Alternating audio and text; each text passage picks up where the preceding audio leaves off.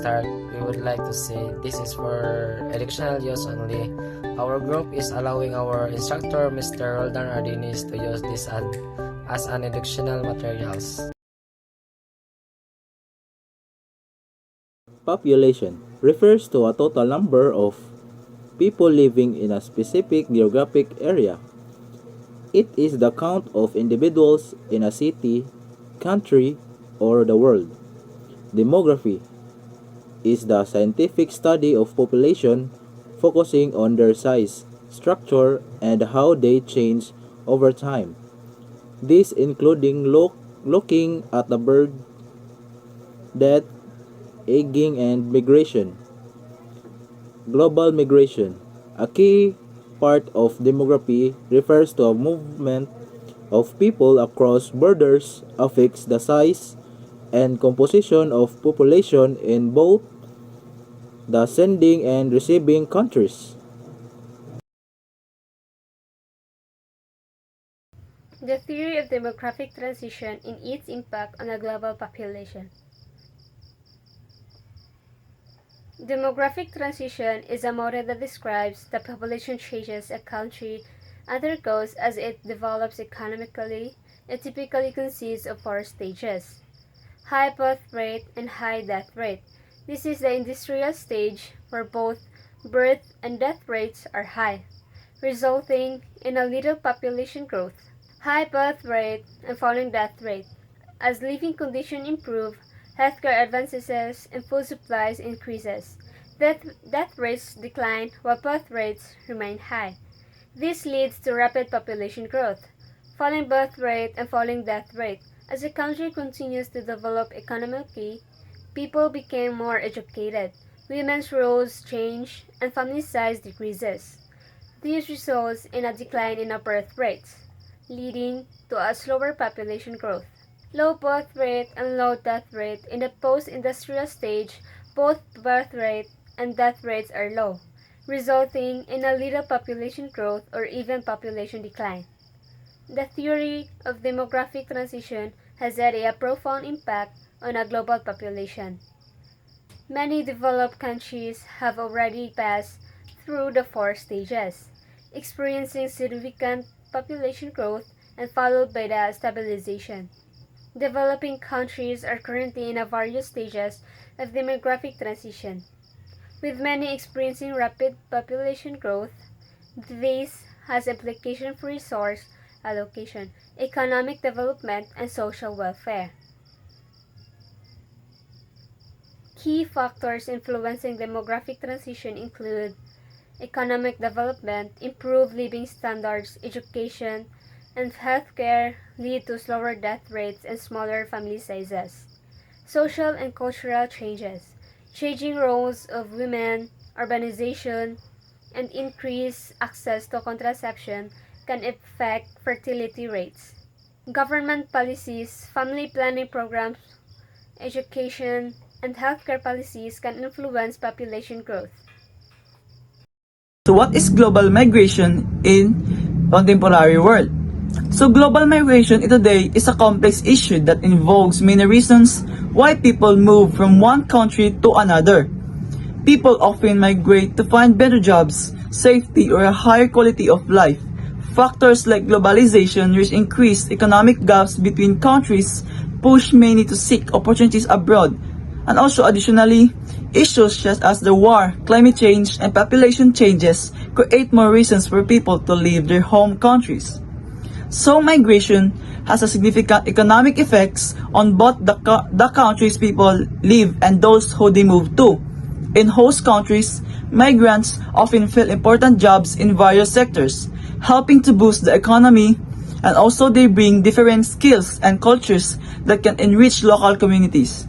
On the other hand, countries of origin gain from the remittance money sent back home by migrants, which support the families and the local economies. However, when skilled workers leave, it can also slow down the development of their home countries. So, we have socially. Migrants changes communities by introducing new cultures and ideas.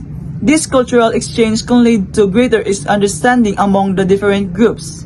However, it can also create tension and fear. especially during tough economic times. Host countries may struggle how to integrate migrants and needing to find a new balance between the welcoming newcomers and maintaining social harmony. Technology plays an important role in immigration today. Such as the social media and online resources help migrants connect with each other and find information about their new homes. This makes it easier for them to adapt and seek help. However, the internet can also spread false information and negative views about the migrants, which can lead to understandings and essential to share accurate information to promote acceptance and understanding. So lastly, in summary, the global migration is a multi-layered issue that can reflect on how connected our world is. Addressing the challenges of migration requires a teamwork and thoughtful policies that consider the needs and rights of migrants as well as the interests of host countries. Understanding complexities of migration is a key to building a fair and more inclusive future for everyone. Four types of global migration. First is labor migration. This refers to the movement of individuals in search of employment opportunities, often from developing to developed countries. Labor migration can be temporary or permanent, and it fills gaps in labor markets, particularly in sectors needing skills or unskilled labor. However, it can also lead to the challenge such as brain drain in the migrant home countries. Example of labor migration is Filipino nurses moving to the United States or the United Kingdom for better job opportunities, higher wages, and career advancement. These countries have a demand for healthcare workers, and Filipino nurses often fill those gaps. Second is forced migration. This occurs when people are compelled to leave their homes due to conflict, persecutions, natural disaster, or environmental changes. Refugees, asylum seekers, and internationally displaced persons (IDPs) fall under this category. Forced migration presents significant humanitarian challenges and often leads to resource strain in host countries. Example of forced migration is Syrian refugees fleeing to neighboring countries in like Turkey, Lebanon, and Jordan due to civil war in Syria. Many have been displaced because of the ongoing conflict, violence, and destruction in their home country. Third is voluntary migration. This type involves people choosing to move for better economic opportunities, education, or family reunification. Although the decision is voluntary, it is influenced by factors such as economic conditions and social benefits. Voluntary migration contributes to global workforce. Mobility can involve personal and social challenges for migrants. Voluntary migration example is a student from India moving to Canada to pursue higher education after graduation. They may choose to stay for work and better quality of life, voluntarily deciding to make Canada their new home. Lastly, internal migration. This is the movement of people within a country's borders, often from rural areas to urban centers in search of better job prospects, education, or healthcare. While internal migration can drive economic development, it also contributes to urbanization, which can lead to overcrowded cities and infrastructure strain. Example of internal migration is rural Chinese citizens moving to cities like Shanghai or Beijing in search of better job opportunities. During China's economic boom, this rural to urban migration has contributed to China's rapid urbanization and industrial growth. There is global migration. Global migration happens due to economic opportunities, conflicts, environmental changes, and social reasons. People seek better job, education, or safety from war or political instability. Climate change and natural disasters can make areas uninhabitable, pushing people to relocate family unification, and the desire of better quality of life also drive migration. Number 1. Economic opportunities. Migration often occurs when individuals seek better job prospects and higher wages in stronger economies in region which poverty and high employment people to find stability, improve living standard, and send remittance to families. They also look for improved infrastructure and service available in home country. Number 2. Conflict and persecution. People migrate to escape war, violence, and political persecution, seeking safety and protection. Refugees, asylum seekers flee unstable region to avoid threats to their lives and freedom. Conflict-driven migration often result for civil wars, terrorism, and oppressive regimes in individuals seeking refuge in safer, stable country. Number 3. Environmental factors. Climate change, extreme weather, and environmental degradation drive migration. Rising sea levels, drought, and natural disasters like floods and hurricanes force people to leave affected areas. Those to agricultural regions face displacement when their livelihoods collapse due to environmental challenges, seeking safer, habitable places. Number 4. Education and personal growth. Many migrate for better education and career advancement. Students seek universities with better reputation or specialized programs, while professionals move to enhance their careers. Migration for education often leads to term to stay as people integrate, build network, and find job opportunities in the host country. Number 5. Family reunification. People migrate to reunite with family members already settled abroad. Legal immigration policies allow migrants to bring spouses, children, and parents. Family unification helps maintain support system and strengthen social bonds, making it a common motivation for migration. And number 6. Health and well-being. Individuals migrate to access better healthcare, safer environments, and improve quality of life. They move to countries which advance medical services, lower crime rates, and better public services.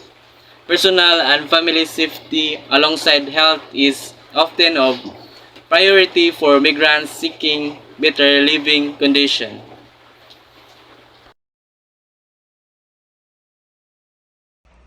I am Cadet Daniel Frey Simonal, and I'm going to explain the advantages of receiving and sending countries in global demography and global migration. So first, let's proceed to sending countries. There are three benefits and advantages in sending countries. The number one is the economic benefits. Remittances from migrants can boost economies and reduce poverty. Diaspora networks can promote trade and investment between countries. Number two is cultural exchange. Cultural exchange migrate can foster greater cultural understanding and exchange between different societies. And lastly, the political stability. The political stability of the sending countries and migration can help alleviate social and political pressures at home. So by providing opportunities for individuals seeking better economic prospects or escaping conflict. And let's proceed to the receiving countries. For receiving countries, economic growth, cultural diversity, and social benefits. These are the advantages of receiving countries. So first, economic growth. Economic growth or immigration can fill skills gaps and drive economic growth. Immigrants can bring new ideas, skills, and entrepreneurial spirit, which can contribute to innovation and development. So let's proceed to cultural diversity. The cultural diversity or advantages of receiving countries, immigrants can reach societies with new cultures, traditions, and perspectives. So lastly, the social benefits of receiving countries and its advantage. So immigration can help maintain a young and vibrant population, reducing the burden on a social security system and healthcare services. It can also lead stronger communities and social cohesion. So those are the advantages of receiving countries and sending countries in global demography and global migration. The disadvantage of migration can affect both the sending and receiving countries in various ways. Here's a breakdown of the main disadvantage for each. For sending countries, first is brain drain. Skilled workers, professionals, and educated individuals often migrate to seek better opportunities. This results in a loss of talents and expertise, weakening sectors like healthcare, education, and research. 2 is aging population. Migration tends to involve younger, working-age individuals. When they leave, the sending country may experience demographic imbalance, leading to a higher proportion of elderly citizens and fewer people in the workforce. 3. Labor shortage. The departure of workers, especially in critical sectors, can result in labor shortage, affecting the economy and productivity. 4. Dependency on remittances. Many countries become overly dependent on remittances from immigrants.